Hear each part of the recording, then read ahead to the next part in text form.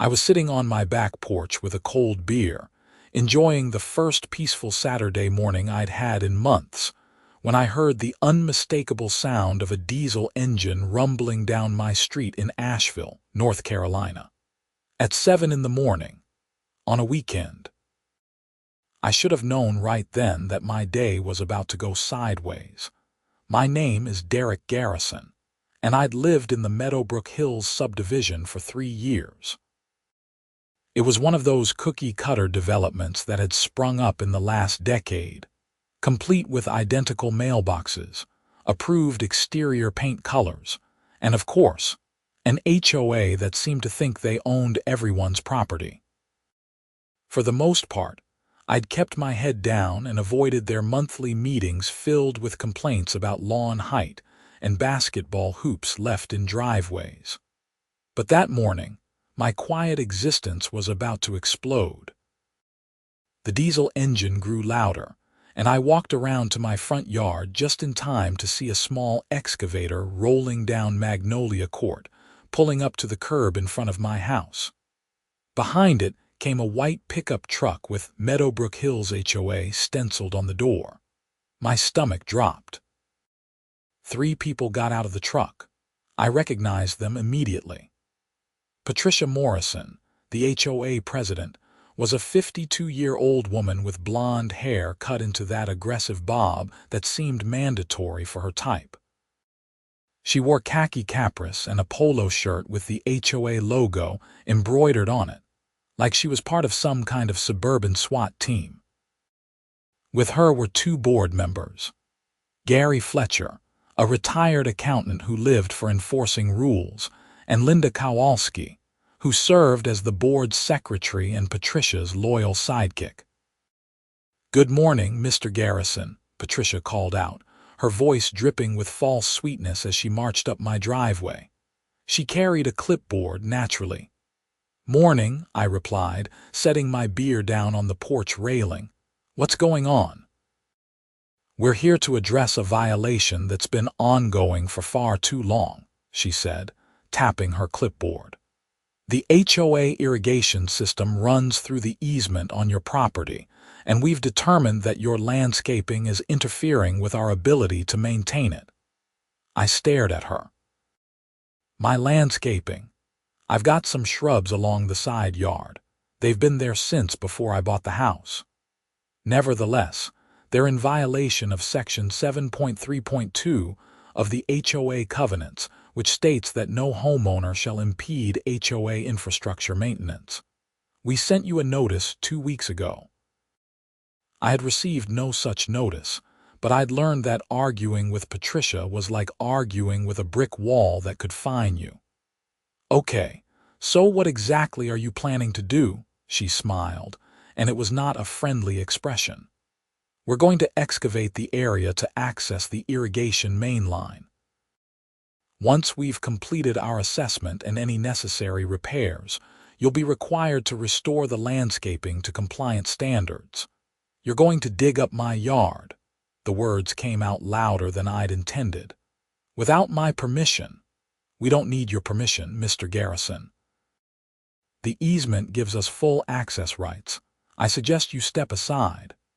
Gary Fletcher had already started directing the excavator operator, a scruffy-looking guy in his 30s who seemed uncomfortable with the whole situation. The machine rumbled to life, its engine belching black smoke. "Hold on," I said, pulling out my phone. "I want to document this." Patricia's smile vanished. "That won't be necessary." "Actually, it is. If you're tearing up my property, I'm recording it." I started filming as the excavator positioned itself near my side yard, where I'd spent the last spring planting azaleas and laying down fresh mulch. The operator looked at Patricia, who gave him a curt nod. The bucket descended, and within seconds, he was ripping into my lawn. Dirt flew everywhere. My carefully maintained grass, the garden bed, the shrubs I'd gotten on sale at Home Depot, all of it started disappearing under the excavator's tracks and bucket. "Jesus Christ," I muttered, filming the destruction. "You could have at least marked where you needed to dig." "We know where our infrastructure is," Patricia snapped. "Unlike some homeowners, we keep proper records." The excavator continued its rampage, carving a trench that was easily 4 feet wide and growing longer by the minute. The operator seemed to be guessing where to dig, moving back and forth, creating more damage with each pass. I noticed he kept looking at Patricia for direction, and she kept pointing to different areas. After 20 minutes of watching my yard get demolished, something happened. The excavator bucket hit something solid, and there was a sound like a gunshot. Water erupted from the ground, spraying everywhere in a high-pressure arc that caught Gary Fletcher square in the chest and sent him stumbling backward into Patricia's carefully pressed khakis. "Shut it down." Patricia shrieked, soaked from the waist down. "Shut it down." The operator killed the engine, but the water kept gushing, turning my side yard into a muddy lake. I stood there filming the whole disaster, barely believing what I was seeing. "You hit the irrigation line," I said, stating the obvious. Patricia spun on me, her face red with fury and embarrassment. "This is your fault. If you'd maintained proper clearance around the easement, we would have had better access." "My fault. You're the ones who just dug up half my yard without knowing where your own pipes were." "The maps were clearly marked," Gary sputtered, wringing out his shirt. "The line must have been installed incorrectly." "Or you don't know what you're doing," I countered, my phone still recording every second of this catastrophe. Linda was on her phone, presumably calling someone to shut off the water main. The geyser continued for another 5 minutes before finally sputtering and stopping, leaving a swamp where my lawn used to be. The excavator sat in the middle of the destruction like a conquering army, mud dripping from its treads. Patricia pulled herself together, her clipboard now soggy and useless. "Mr. Garrison, the HOA will be billing you for the repair costs and the water damage to HOA property." My jaw dropped. "You cannot be serious." Section 12.4 clearly states that homeowners are responsible for any damage caused by inadequate maintenance of easement areas. "You did this. I've got video proof." I held up my phone. "That video shows nothing but us attempting to perform routine maintenance that was hampered by your negligence." "Good day, Mr. Garrison. We'll be sending you the invoice." She turned to her crew. "Pack it up. We'll have to bring in professionals to handle this." They loaded the excavator back onto its trailer and drove off, leaving my yard looking like a war zone. The trench was jagged and uneven. There was mud everywhere, my plants were destroyed, and a section of my fence had been knocked askew by the excavator's swing. I stood there in shock, my beer long forgotten, staring at the devastation. Then I remembered my security cameras. I'd installed a full system 6 months ago after someone kept stealing packages from porches around the neighborhood. The cameras covered my entire property, including the side yard. Whatever Patricia and her goons had done, I had it all recorded from multiple angles. I went inside and pulled up the footage on my computer. Sure enough, every moment was captured in crystal clear 4K resolution. Patricia directing the excavator operator to dig in spots that clearly made no sense. The operator himself looking confused and repeatedly asking for clarification. Gary Fletcher consulting a map that was obviously wrong, pointing to areas and then changing his mind. And most damning of all, the moment when Patricia had told the operator to just dig there, despite him warning her that the ground looked different, possibly indicating a pipe. I made copies of everything and started doing research. The HOA covenants were public record, and after 2 hours of reading through the dense legal language, I found several interesting facts. First, while the HOA did have an easement for their irrigation system, they were required to provide 48 hours written notice before any excavation work. Second, they were liable for any damage caused during maintenance activities, unless they could prove homeowner negligence. Third, and most importantly, they had to carry liability insurance for exactly this type of situation. Monday morning, I took the day off work and drove to the HOA management office, located in a strip mall between a nail salon and a Subway. The management company, Prestige Property Services, handled the administrative duties for about 15 neighborhoods in the Asheville area. I'd dealt with them before when I'd needed approval to replace my roof. The receptionist, a young woman named Emily who always seemed apologetic about her job, looked up as I entered. "Hi, Mr. Garrison. Do you have an appointment?" "No, but I need to speak with someone about Saturday's incident at my property." She grimaced. "I heard about that. Let me see if Brenda can see you." Brenda Hayes was the property manager assigned to Meadowbrook Hills. She was in her 40s, professional, and generally more reasonable than the HOA board members. She came out a few minutes later and invited me to her office. "Derek, I saw the photos Patricia sent over," she said, settling behind her desk. "That's quite a mess." "Did she mention that she caused all of it?" I pulled out my tablet and showed her the security footage. Brenda watched in silence, her expression growing more troubled with each passing minute. When the water erupted from the broken pipe, she actually winced. "Oh no." "Oh yes," I said. "They showed up without notice, dug in the wrong spots, and destroyed their own irrigation system. Now Patricia wants to bill me for it." Brenda rubbed her temples. "I was afraid of this. Patricia has been pushing to do her own maintenance instead of hiring licensed contractors. She said it would save money. Well, it's going to cost a lot more now. I want my yard restored, and I want it in writing that I'm not responsible for any of this."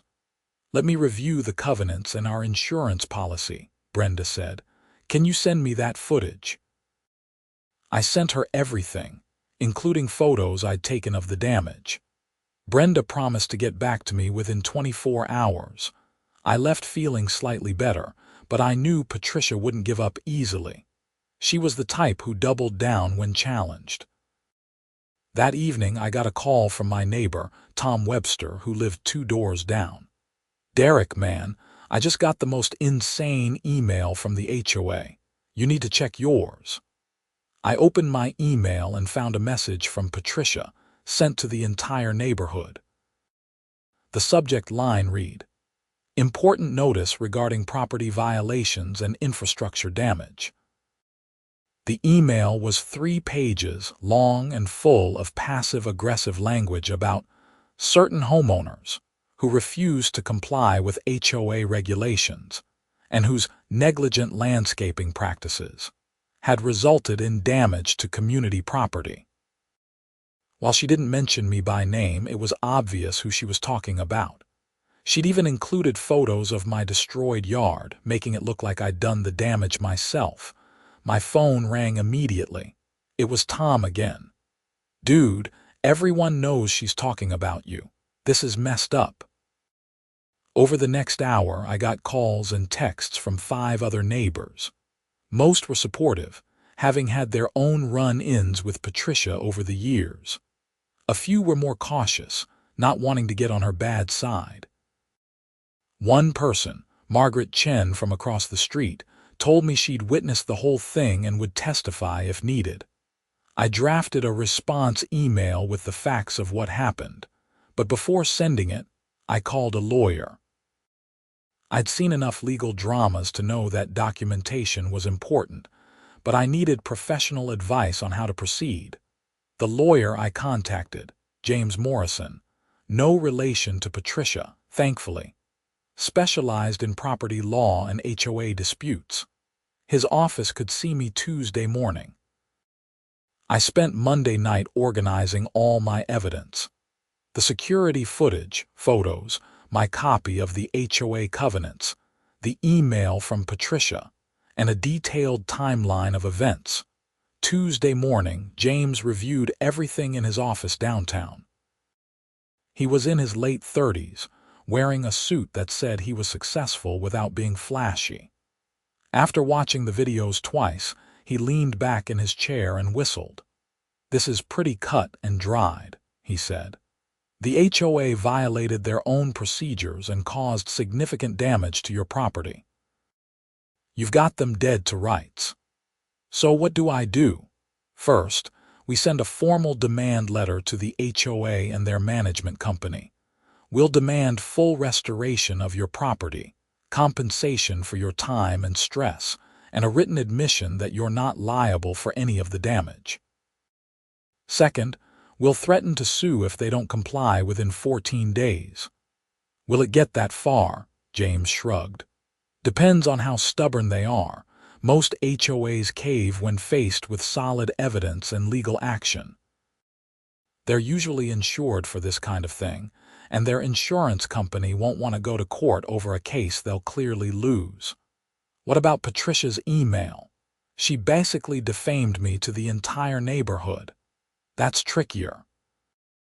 We could pursue it, but it might not be worth the cost unless she continues. Let's focus on getting your property fixed first. The best revenge is making them pay for their mistakes. I hired James on the spot. He drafted the demand letter that afternoon and sent it certified mail to both the HOA board and Prestige Property Services. He also sent copies to the insurance company listed in the HOA's public records. Wednesday afternoon, I got a call from Brenda at Prestige. She sounded stressed. "Derek, I got the letter from your attorney. I've been trying to convince Patricia to handle this reasonably, but she's refusing to back down. She's insisting that you're at fault. Even after watching the video, she claims the video is edited or taken out of context. She's calling an emergency board meeting tomorrow night and wants to issue a formal fine against you for the damage. She can't be serious. I'm afraid she is.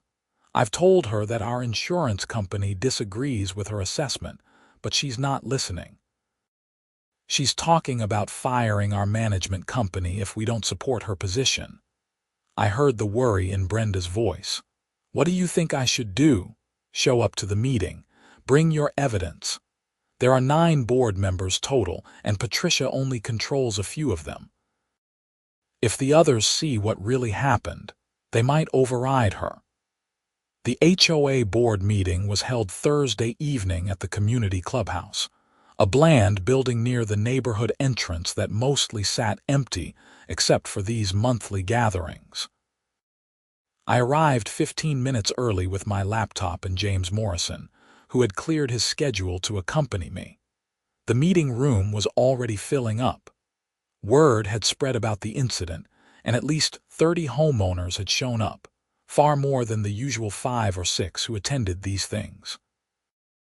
I saw Tom, Margaret Chen, and several other friendly faces. I also saw some of Patricia's allies, including her next-door neighbor Debbie Hartman, who shared her passion for finding violations. The 9 board members sat at a long table at the front of the room. Patricia was in the center, flanked by Gary Fletcher and Linda Kowalski. The other 6 members were people I barely knew. A retired engineer named Ron Peters, a school teacher named Alice Wung, a dentist named Michael Bradford, a marketing consultant named Jennifer Hayes, a contractor named Steve Paulson, and a librarian named Dorothy Mills. Patricia called the meeting to order at 7 sharp. She went through the usual preliminaries, approval of minutes, treasurer's report, and then got to what she called new business. "Item 1, she announced, concerns a serious violation by homeowner Derek Garrison of 428 Magnolia Court. Mr. Garrison has failed to maintain proper clearance around HOA infrastructure, resulting in significant damage to our irrigation system. The cost of repairs is estimated at $12,000. The board needs to vote on whether to levy a special assessment against Mr. Garrison for this amount." Several board members looked uncomfortable. Ron Peters raised his hand. Patricia, I've heard different versions of what happened. Maybe we should hear from Mr. Garrison before we vote on anything. The facts are clear, Patricia said icily. I was present at the scene. The damage was caused by Mr. Garrison's negligent landscaping. Then you won't mind if I present my evidence, I said, standing up. Patricia's eyes narrowed. This is a board meeting, not a trial. Homeowners may speak during the comment period at the end. James stood up beside me. Actually, Miss Morrison, your bylaws state that any homeowner facing disciplinary action has the right to present a defense before the board votes. Section 9.7. You could have heard a pin drop. Patricia's face went through several shades of red before she forced a smile. Very well. Mr. Garrison, you have 5 minutes. I set up my laptop and connected it to the projector that was normally used for architectural review presentations. I'll need more than 5 minutes, but I'll be as brief as possible. I started with the timeline. No notice given before the excavation. Patricia and her crew showing up at 7 in the morning with heavy equipment. Then I played the security footage. The room watched in absolute silence as the video showed Patricia directing the excavator operator to dig in multiple locations. The operator's obvious confusion. Gary Fletcher consulting an incorrect map. And finally, the moment when the bucket struck the irrigation pipe and water exploded everywhere. I'd edited the footage to include the audio, so everyone heard Patricia tell the operator to just dig there, despite his warning. When it finished, the room erupted in conversation. Several board members were talking at once. Patricia was shouting for order, banging a gavel that seemed wholly inadequate for the chaos. Ron Peters finally stood up, and his voice cut through the noise. I've seen enough. Patricia, you had no business authorizing excavation without proper surveys and licensed contractors. This is exactly the kind of liability nightmare we're supposed to avoid. The easement gives us the right, Patricia protested. The easement doesn't give us the right to be idiots, Ron shot back. Several people in the audience laughed. You violated our own procedures, destroyed this man's property, and now you want to blame him for it. I move that we deny the assessment against Mr. Garrison and authorize repairs to his property at HOA expense. Second, Alice Wung said immediately. Patricia looked panicked. We can't afford that. It'll drain our reserves. That's what insurance is for, Jennifer Hayes pointed out. I spoke with our insurer this afternoon, and they've already confirmed they'll cover this claim. The deductible is only $1,000. But our premiums will go up, Patricia argued. Then maybe we should stop doing unauthorized excavations, Michael Bradford said dryly. All in favor of Ron's motion. 8 hands went up. Only Patricia voted against it. The motion passed, and I felt a wave of relief wash over me. But Patricia wasn't done. Fine. But Mr. Garrison still has multiple landscaping violations that need to be addressed. His grass was over 4 inches tall last month.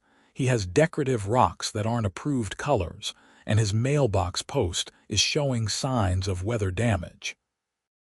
Are you kidding me right now? Tom Webster shouted from the audience. You just tried to screw this guy over, got caught on camera, and now you're nitpicking about his grass. More people joined in, and the meeting devolved into arguments. Several homeowners stood up and started airing their own grievances about Patricia's leadership. One man, Jeff Calloway from Birch Street, announced that he was organizing a recall petition to remove Patricia from the board. Patricia tried to regain control, but it was hopeless. After 20 minutes of chaos, she declared the meeting adjourned and stormed out, Linda Kowalski scurrying after her. Gary Fletcher stayed behind, looking shell-shocked. Ron Peters approached me as people filed out. Derek, I apologize for this whole mess.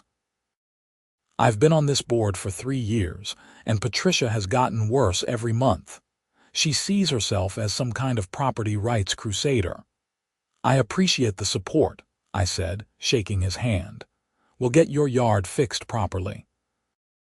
I'm going to insist we hire a legitimate landscaping company to do the restoration. And for what it's worth, I'm going to support the recall petition. We need new leadership. Over the next week, things moved quickly. The HOA's insurance adjuster came out to assess the damage and approved a claim for $18,000, which would cover not just the irrigation repair but complete restoration of my yard. Patricia tried to block the payout, but the other board members overruled her. The recall petition gained momentum fast. Jeff Calloway needed signatures from 25% of homeowners to trigger a special election, and he got 35% in 5 days. People were tired of Patricia's authoritarian approach and saw this as an opportunity to make a change. Patricia, meanwhile, was not taking it well. She sent increasingly unhinged emails to the neighborhood listserv, claiming there was a conspiracy against her. She accused me of staging the whole incident, though she couldn't explain how I'd manipulated her into ordering the excavation. She even suggested that I'd somehow edited the video footage, despite the fact that multiple neighbors had witnessed the event in person. 2 weeks after the board meeting, the landscaping company finished restoring my yard. They did a fantastic job, actually better than it had looked before. New sod, professional grade plants, proper edging, and a decorative border that was fully HOA compliant. The irrigation line was repaired with modern PVC pipe that would last decades. I'd also insisted they mark exactly where the line ran with small flags, so there'd never be confusion again. The special election for HOA board president was scheduled for mid-June. Patricia was automatically on the ballot as the incumbent, but 2 other people threw their hats in the ring. Ron Peters and a woman named Susan Thompson, who'd been vocal about reforming the HOA's approach to enforcement. I didn't attend the campaign events, figuring I'd done enough damage to Patricia's reputation just by existing. But Tom kept me updated. According to him, Patricia's campaign strategy consisted mostly of doubling down on her tough on violations stance and warning that people like Ron and Susan would let the neighborhood fall into disrepair. It wasn't working. Too many people had their own stories about Patricia's overreach. The woman who'd gotten fined for having a wreath on her door in July, because seasonal decorations are only permitted during the actual holiday season. The family threatened with legal action because their basketball hoop was visible from the street. The retired veteran who'd been told his American flag was too large per HOA regulations, despite state law protecting flag displays. On election day, I cast my vote for Ron Peters and went home to wait for the results. They were announced that evening via email. Ron had won with 62% of the vote. Patricia came in last with only 18%. Susan Thompson was offered a regular board seat to help with the transition. I expected that to be the end of it. Patricia would fade into the background, maybe move to a different neighborhood where she could terrorize fresh victims. But I underestimated her capacity for vindictiveness. The first sign of trouble came 3 weeks after the election. I was at work when I got a call from Asheville Police Department. A detective named Sarah Mills wanted to speak with me about property damage and water theft. I called James Morrison immediately. He advised me not to speak with the police without him present, and arranged a meeting for that afternoon at the police station. Detective Mills was a no-nonsense woman in her early 40s who looked like she'd rather be investigating real crimes than HOA drama. She had James and me sit in an interview room and pulled out a file folder. "Mr. Garrison, I received a complaint from Patricia Morrison alleging that you intentionally damaged HOA property and stole water. She claims you sabotaged the irrigation system to frame her, and that you've been illegally tapping into the HOA's water supply. She's provided some documentation. She showed me what Patricia had submitted. A completely fabricated timeline of events, photographs that were either taken out of context or outright edited, and a report from a plumber claiming that someone had tampered with the pipe before the excavation. The plumber's signature looked suspicious, and I didn't recognize the company name. "This is nonsense," I said. "I have security footage showing exactly what happened." She claims that footage is doctored. She's also suggesting you might have hacked the HOA's email system to send false messages. James leaned forward. "Detective, my client has provided video evidence to multiple parties, including the HOA's insurance company, which has already paid out a claim based on their own investigation. If Miss Morrison is submitting false evidence to law enforcement, that's a crime in itself." "I'm aware," Detective Mills said. "That's why I wanted to speak with you before this went any further. Can I see this security footage?" I pulled it up on my phone and sent her the full files. She watched several minutes, then closed her laptop. "Mr. Garrison, I don't think you have anything to worry about. This looks like a civil dispute that Miss Morrison is trying to criminalize because she didn't get her way. But I do need to investigate the complaint properly. Can you provide documentation of your water usage and bills?" I agreed to send her everything. As James and I left the police station, I was furious. "Can we go after her for filing a false report?" "Possibly," James said. "But let's see how the detective handles it first. If Mills determines Patricia knowingly lied, she could face charges herself." Sometimes the best strategy is letting your enemy destroy themselves. Over the next week, Detective Mills conducted a thorough investigation. She interviewed the excavator operator, who confirmed that Patricia had directed him where to dig. She spoke with multiple neighbors who'd witnessed the incident. She reviewed the HOA's insurance claim documents, and she had the plumber's report analyzed, discovering that it was completely fraudulent. The company didn't exist, the license number was fake, and the signature didn't match any licensed plumber in North Carolina. 10 days after our interview, Patricia Morrison was arrested for filing a false police report and attempting to defraud the legal system with fabricated evidence. The charges were misdemeanors, but they carried potential jail time and fines. The news spread through Meadowbrook Hills like wildfire. I didn't take any pleasure in her arrest, but I was relieved. The constant stress of her vendetta had been wearing on me. Now, maybe, I could finally put this whole thing behind me. The HOA, under Ron Peters' leadership, issued a formal apology to me and implemented new policies. All major maintenance work would require licensed contractors. Proper notice would be given before any excavation, and board members were required to take conflict resolution training. They also passed a rule limiting board members to 2 consecutive terms, ensuring no one could establish the kind of power base Patricia had built. Patricia's criminal case moved through the system over the summer. She initially pleaded not guilty and tried to represent herself, which went about as well as expected. The prosecutor offered her a plea deal: plead guilty to 1 count of filing a false report, pay a fine, perform community service, and stay away from HOA leadership for 5 years. Her alternative was going to trial, where she'd almost certainly be convicted on all charges and face harsher penalties. In August, Patricia accepted the plea deal.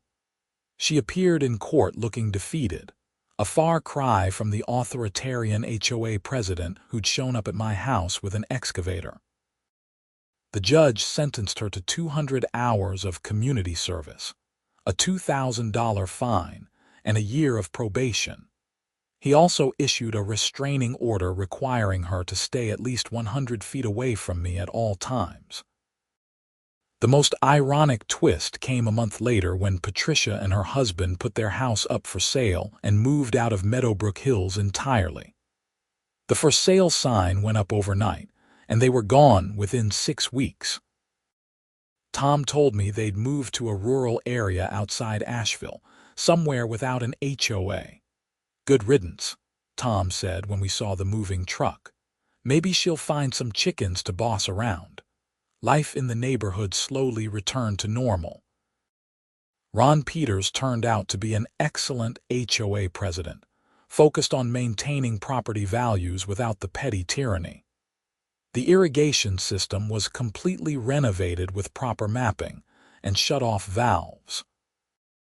My yard looked better than ever, and I'd even won the Neighborhood Yard of the Month award in September, which felt like poetic justice.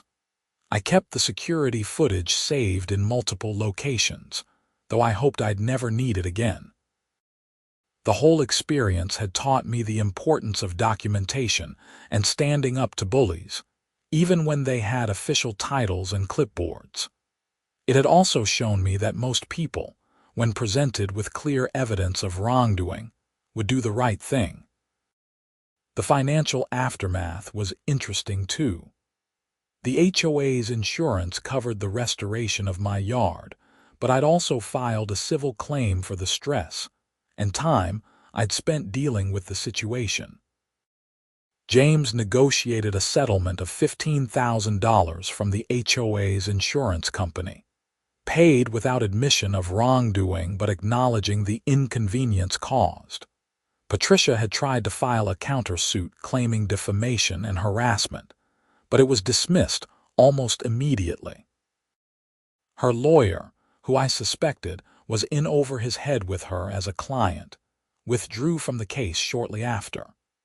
She'd gone through 3 different attorneys by the time her criminal case concluded, each one presumably reaching their limit with her conspiracy theories and refusal to acknowledge reality. The excavator operator, whose name I learned was Danny Raid, actually reached out to me months later. He apologized for his role in the destruction, explaining that he'd been desperate for work and Patricia had assured him everything was authorized and legal. He said he'd felt something was off that morning but needed the money. I didn't hold it against him. He'd been in an impossible position, and I'd seen in the video how uncomfortable he'd looked taking orders from Patricia. Gary Fletcher and Linda Kowalski both resigned from the HOA board after Patricia's arrest.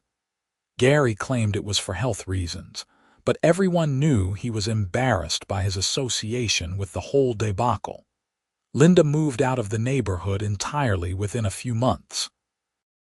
The new board members who replaced them were level-headed people who actually understood the difference between maintaining standards and harassment. The security camera system I'd installed proved to be one of the best investments I'd ever made. Several neighbors asked about my setup, and at least a dozen houses in Meadowbrook Hills installed similar systems over the following months.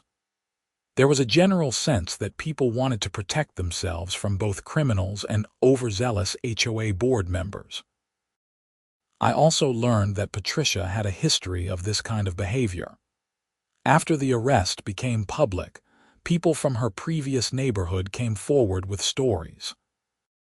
She'd been on their HOA board too, and had been asked to step down after a series of incidents involving aggressive enforcement and conflicts with homeowners. She'd moved to Meadowbrook Hills specifically to get away from that reputation, only to repeat the same patterns. Some people never learn. The irrigation pipe that Patricia's crew destroyed had actually been installed incorrectly from the start. When the professional contractors came in to fix everything, they discovered that the entire system was a mess of code violations and poor workmanship. The original developer had cut corners, and the HOA had been limping along with a substandard system for years. In a way, Patricia's disastrous excavation had exposed problems that needed addressing anyway. The new system, paid for partly by the HOA's reserves and partly by a special assessment on all homeowners, was state-of-the-art and would last decades. Ron Peters used the incident as a catalyst for reviewing all of the HOA's infrastructure. They discovered problems with the drainage system, outdated electrical in the clubhouse, and safety issues with the playground equipment. Instead of waiting for disasters, the new board created a proper maintenance schedule with licensed professionals. Property values in Meadowbrook Hills actually increased as word spread that the neighborhood was being managed competently for the first time in years. I became something of a local celebrity in HOA reform circles. James Morrison asked if he could use my case as an example in presentations he gave about property rights and HOA overreach. I agreed, figuring that if my experience could help others stand up to abusive board members, something good would come from the whole mess. The neighborhood dynamics shifted in interesting ways. People were friendlier, more willing to help each other out. There was less fear of getting reported for minor violations and more focus on actually being good neighbors. The monthly HOA meetings became boring again, which was exactly how they should be. Discussions about landscaping contracts and budget items, not witch hunts and power trips. I did have one more interaction with Patricia, though it was brief and unsettling. About 6 months after she moved out, I was grocery shopping at the Trader Joe's on Merriman Avenue when I saw her in the produce section. She looked older, tired, and was by herself. Our eyes met for a moment, and I saw something flicker across her face. Not quite remorse, but maybe recognition that things hadn't had to go the way they did. The restraining order required her to leave if we were in the same space, so she abandoned her cart and walked out. I felt a strange mixture of emotions watching her go. Anger at what she'd put me through, pity for how far she'd fallen, and relief that it was finally over. I finished my shopping and went home, grateful that my biggest worry was whether I had enough milk for coffee in the morning, not whether someone was going to dig up my yard. Tom Webster threw a Yarmageddon anniversary party the following spring, exactly 1 year after the excavation incident. It was tongue-in-cheek, but also a celebration of the neighborhood's transformation. About 40 people showed up to my backyard, where we grilled burgers and told stories. Someone brought a piñata shaped like an excavator, which the kids destroyed with enthusiasm. Ron Peters gave a mock-serious speech about the importance of knowing where your pipes are before you dig. It was a good day, surrounded by neighbors who'd become genuine friends through the shared experience of dealing with an out-of-control HOA. Margaret Chen brought her famous potato salad. Danny Raid, the excavator operator, even stopped by with beer as a peace offering, and we ended up having a long conversation about his new job with a legitimate landscaping company. He was doing well, had learned his lesson about taking work from unlicensed clients, and was grateful the whole thing hadn't destroyed his reputation. As the sun set and people started heading home, I stood in my perfectly restored yard and thought about how random life could be. A year ago, I'd been minding my own business, enjoying a Saturday morning beer, when chaos arrived on a diesel engine. The experience had been stressful, expensive in terms of time if not money, and had taught me things about local government and property law I'd never wanted to know. But it had also shown me the importance of standing up for yourself, documenting everything, and not backing down when you're in the right. Patricia Morrison had counted on me being intimidated by her authority and willing to accept blame for her mistakes. She'd made the fatal error of assuming that her position gave her immunity from consequences. The security footage had been the key to everything. Without it, the whole incident would have been her word against mine, and the HOA board might have sided with their president. The cameras had provided irrefutable evidence that turned what could have been a long legal battle into a clear-cut case of HOA malfeasance. Every homeowner I'd spoken with since had agreed that video surveillance was essential, not just for package thieves, but for protection against anyone who might abuse their position. I'd kept copies of all the documentation in a fireproof safe. The security footage, the demand letters, the police reports, the court documents from Patricia's criminal case, and the settlement agreement. Part of me hoped I'd never need to look at them again. Another part knew they were an important record of what happened when unchecked authority met accountability. The legal bills had been substantial, even with the settlement covering most of them. James Morrison had been worth every penny, though. He'd navigated the complex intersection of property law, HOA regulations, and criminal justice with skill and patience. He'd also become a friend, someone I could call for advice on everything from property taxes to contract reviews. He'd mentioned that his caseload of HOA disputes had tripled since my case became known, with more people willing to fight back against overreach. Meadowbrook Hills HOA had changed its insurance policy after the incident, increasing coverage, but also adding stricter requirements for board member conduct.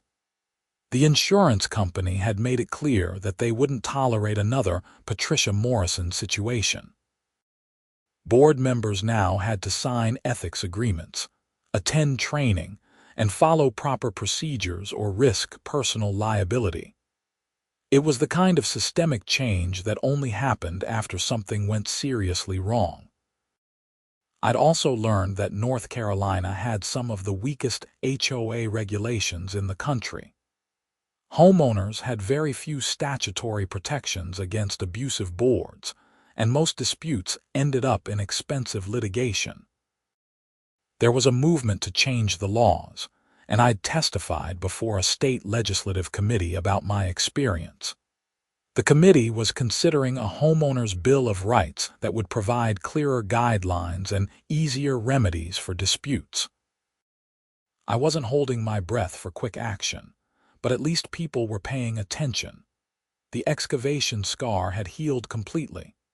You couldn't tell where the disaster had occurred unless you knew to look for the slightly different grass variety the landscapers had used. The irrigation system hummed along underground, properly mapped and maintained by professionals. My azaleas were thriving, the mulch was fresh, and everything was, ironically, perfectly HOA compliant. I'd considered putting up a small memorial marker, something tongue-in-cheek like "Here lies Patricia's credibility," but decided against it. No point in being petty, even if it would have been funny. The best memorial was the functional, well-maintained yard that proved you could follow rules without being a tyrant, and that disasters could be opportunities for improvement. As autumn arrived and I spent weekends raking leaves and preparing the yard for winter, I reflected on how much had changed in 18 months. A new HOA board that actually served homeowners instead of harassing them. A neighborhood where people looked out for each other instead of reporting violations. Security cameras on half the houses. And somewhere out in rural North Carolina, Patricia Morrison was presumably learning to live without the power she'd abused for so long. I'd kept my promise to myself to document everything, and it had saved me. The cameras had caught not just Patricia's crew digging up my yard, but every moment of their incompetence and the destruction of their own infrastructure. The footage had been the foundation of everything that followed. The insurance claim, the HOA board vote, the police investigation, and eventually, Patricia's arrest and conviction. The story had become something of a legend in Asheville's various HOA communities. People would introduce me as the guy who caught his HOA destroying their own pipes. It was a weird claim to fame, but I'd accepted it. If nothing else, it served as a warning to other overzealous board members that cameras were everywhere and actions had consequences. I'd also developed a strange appreciation for the mundane aspects of homeownership. Mowing the lawn felt like a privilege instead of a chore. Trimming the hedges was a sign that everything was normal and stable. Watering my plants with a hose connected to my own water supply, not stolen from HOA irrigation, felt like a small victory. The simple act of maintaining my property without someone threatening to fine me was incredibly freeing. The financial settlement had been deposited into a high-yield savings account, where it sat earning interest and waiting for whatever the future might bring. James had advised me to keep it separate, not as restitution exactly, but as recognition that the system had worked. Patricia had faced consequences, the HOA had paid for their mistakes, and I'd been made whole. It wasn't perfect justice, but it was more than many people got in similar situations. Winter came early that year, and by December, Meadowbrook Hills was covered in snow. The irrigation system was winterized properly for the first time in years, thanks to the new board's competent management. Kids sledded down the hill near the clubhouse. Holiday decorations went up without anyone measuring them or checking approval forms. It felt like a real neighborhood instead of a prison camp with nice landscaping on Christmas Eve. I was stringing lights on my porch when Tom walked over with a bottle of bourbon. "Thought you might need this," he said, grinning. "It's been quite a year." We sat on my porch in the cold, sharing the bourbon and watching snow fall. Tom raised his glass.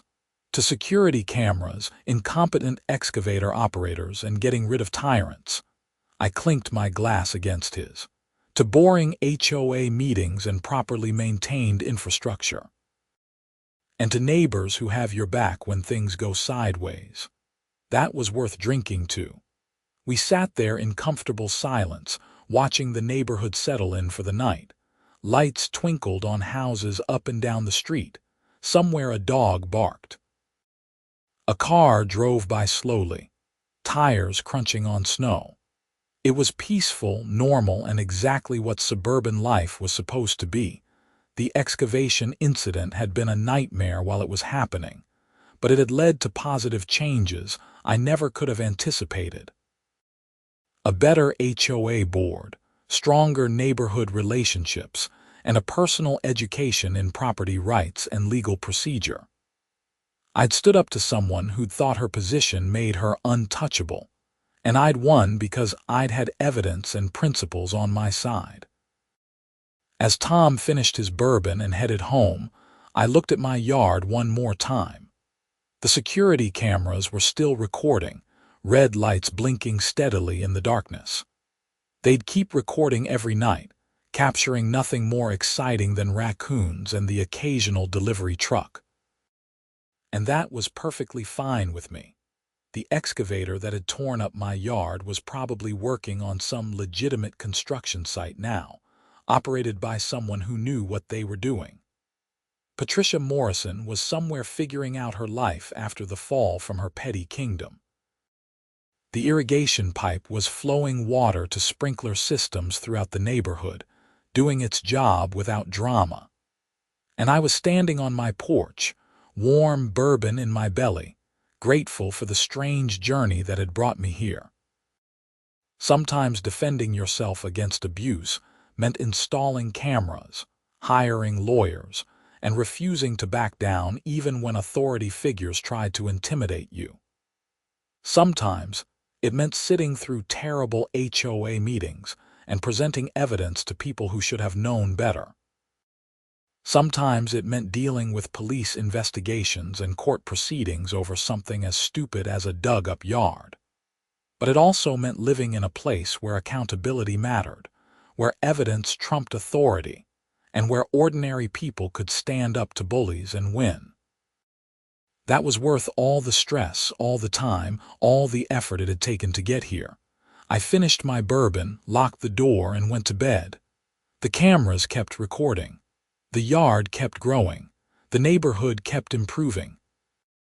And somewhere in the digital archives, video footage of an HOA president destroying her own irrigation system remained. A perfect record of what happened when arrogance met accountability. Life in Meadowbrook Hills continued, quieter now, better now, proof that even the worst situations could lead to positive change. The excavator incident had exposed problems, yes, but it had also created opportunities for reform. Patricia's vendetta had backfired spectacularly, resulting in her own downfall and the improvement of everything she'd tried to control. As I drifted off to sleep, I thought about the morning I'd heard that diesel engine rumbling down my street.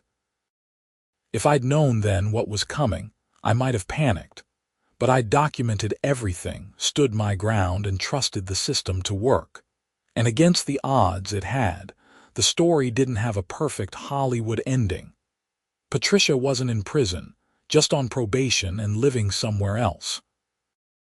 The HOA wasn't disbanded, just reformed. My yard wasn't transformed into a showcase garden, just restored to proper condition. But sometimes the best endings were the realistic ones, where problems got solved, bad actors faced consequences, and life moved on. That was enough. That was everything.